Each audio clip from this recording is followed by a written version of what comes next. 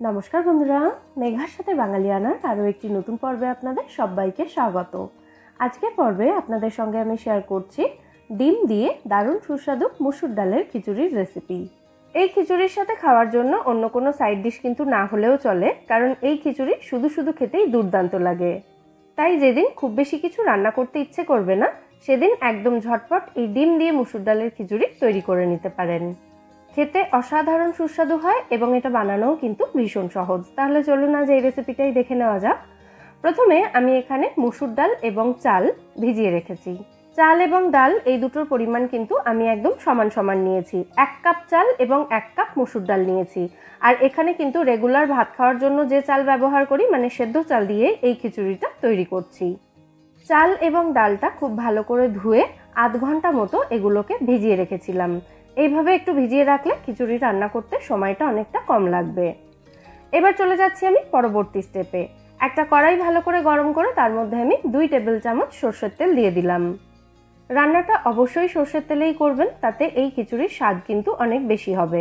তেলটা ভালো করে গরম হয়ে যাওয়ার পর এর মধ্যে আমি 1/2 চা চামচ নুন এবং 1/4 চা চামচ মতো হলুদ গুঁড়ো দিয়ে দিলাম।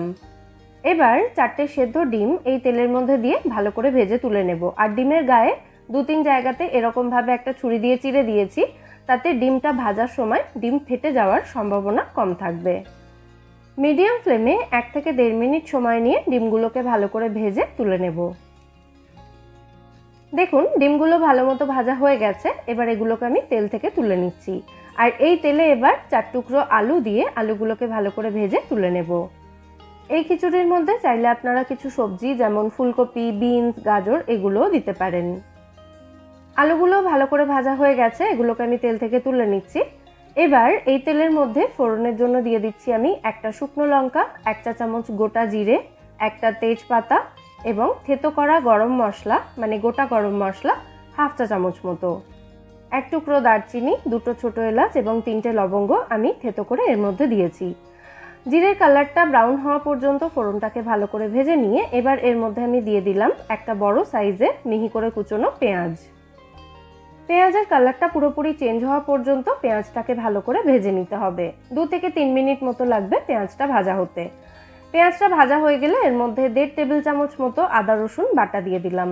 আদা এবং রসুন এই দুটোর পরিমাণ আমি একদম সমান সমান নিয়েছি। এবার আদা রসুনের কাঁচা গন্ধ চলে যাওয়া পর্যন্ত এটাকে ভালো করে ভেজে নিচ্ছি। আদা রসুনের কাঁচা গন্ধ চলে গিয়ে মশলা ভাজার সুন্দর গন্ধ বেরোতে শুরু হলে এর মধ্যে দিয়ে দিচ্ছি একসাথে বেটে রাখা টমেটো এবং কাঁচা লঙ্কা। একটা মাঝারি সাইজের টমেটো এবং স্বাদ অনুযায়ী কাঁচা লঙ্কা এখানে মিহি করে বেটে নিয়েছি।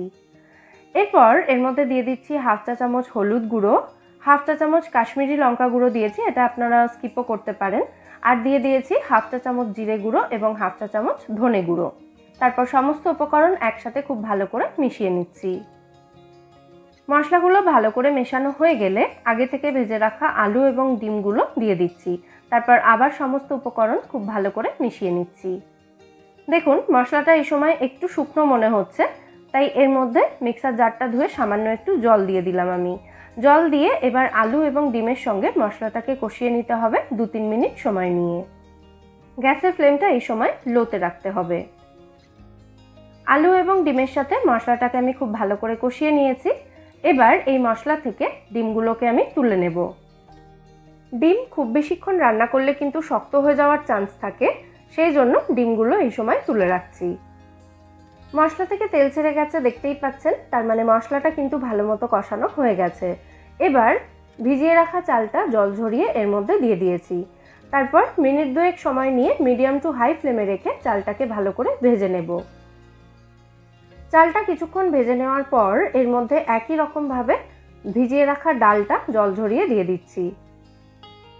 চাল এবং ডালের পরিমাণ যদি সমান সমান হয় অথবা চালের তুলনায় ডালের পরিমাণ যদি একটু বেশি নেওয়া হয়, তাহলে কিন্তু খিচুড়ি ভীষণই টেস্টি হয়। ডালটা দেওয়ার পর আবারও মিনিট খানেক সময় নিয়ে সমস্ত উপকরণ একসাথে আমি ভালো করে ভেজে নিয়েছি। এবার এর মধ্যে দিয়ে দেব পরিমাণ মতো গরম জল। যে কাপে মেপে আমি 1 কাপ চাল এবং 1 কাপ ডাল নিয়েছিলাম, সেই কাপে মেপেই 6 কাপ জল দিয়েছি।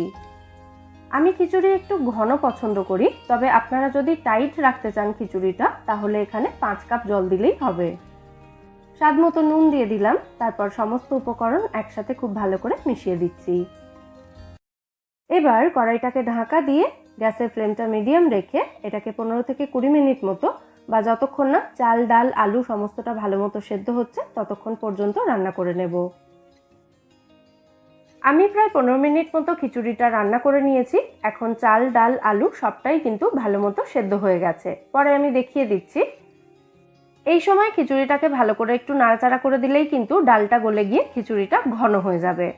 তারপর এর মধ্যে দিয়ে দিতে হবে হাফ চা চামচ মতো গরম মশলা গুঁড়ো, স্বাদ অনুযায়ী একটু মিষ্টি, আর মশলায় কষিয়ে রাখা ডিমগুলো যেগুলো আমি তুলে রেখেছিলাম। তারপর আবার সমস্ত উপকরণ একসাথে খুব ভালো করে মিশিয়ে দিচ্ছি। দেখতেই পাচ্ছেন খিচুড়িটা কিন্তু এই সময় অনেকটাই ঘন হয়ে গেছে। এটা ঠান্ডা হওয়ার পর আরও অনেকটা টেনে যাবে, তাই এই অবস্থাতেই আমি এটাকে নামিয়ে নেব। আমি নামানোর আগে আলুটা চেক করে দেখিয়ে দিচ্ছি। দেখুন আলুটা কিন্তু খুব সুন্দরভাবে সেদ্ধ হয়ে গেছে। আমাদের দারুণ সুস্বাদু ডিম মুসুর ডালের খিচুড়ি এখানে অলমোস্ট রেডি। তবে খিচুড়িটাকে আমি এক্ষুনি সার্ভ করছি না। ওপর থেকে 4টে গোটা কাঁচা লঙ্কা দিয়ে দিলাম। তারপর কড়াইটাকে ঢাকা দিয়ে গ্যাসের ফ্লেমটা অফ করে দিচ্ছি। এইভাবে গ্যাস বন্ধ অবস্থাতেই 5 মিনিট মতো খিচুড়িটাকে স্ট্যান্ডিং টাইমে রেখে তারপর সার্ভ করছি দারুণ সুস্বাদু ডিম মুসুর ডালের খিচুড়ি। কম খাটনিতে দারুণ সুস্বাদু এবং চটপটা কিছু খেতে চাইলে এই ডিম মুসুর ডালের খিচুড়ি কিন্তু বেস্ট অপশন। তাহলে আপনারাও এই পদ্ধতিতে অসাধারণ সুস্বাদু এই ডিম মুসুর ডালের খিচুড়ি বাড়িতে তৈরি করুন এবং আমায় জানাবেন রেসিপিটা আপনাদের কেমন লাগলো। এবং আজকের এই ডিম মুসুর ডালের খিচুড়ি যদি আপনাদের ভালো লেগে থাকে ভিডিওটাকে বরাবরের মতো একটা লাইক এবং শেয়ার করার অনুরোধ রইল। সাথে আমার চ্যানেলটাও সাবস্ক্রাইব করার অনুরোধ রইল যদি এখনও না করে থাকেন, অথবা আপনি যদি আমার চ্যানেলে নতুন দর্শক বন্ধু হয়ে থাকেন। পাশে থাকা বেল আইকনটাও অবশ্যই ক্লিক করে দেবেন এবং অল নোটিফিকেশন অপশানটা অন করে রাখবেন। তাতে আমি যখনই কোনো নতুন রেসিপি ভিডিও আপলোড করব নোটিফিকেশন সবার আগে আপনার কাছে চলে যাবে এবং আপনি কোনো ভিডিও মিস করবেন না।